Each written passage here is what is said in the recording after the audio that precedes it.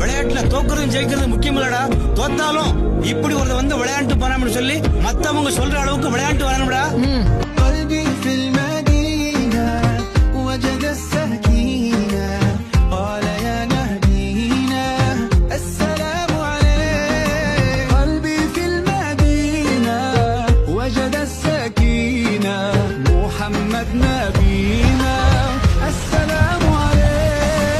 என்னைக்கு முருகப்பெருமான் பாதத்துல உங்களுடைய வாழ்க்கை அர்ப்பணம் செய்தீங்களோ உங்க வாழ்க்கைக்கு ஏற்ற ஒரு திருப்புகளை அவரே காட்டுவார். எப்படின்னா அருணகிரிநாதருக்கு யார் திருப்புகழ் சொல்லி கொடுத்ததுன்னு நீங்க கேட்கலாம்.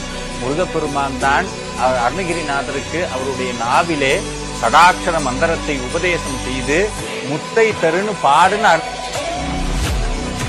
நான் இதற்கான பாத்திரன் அல்ல, இது கிருபையே வேறொன்றும் இல்லை.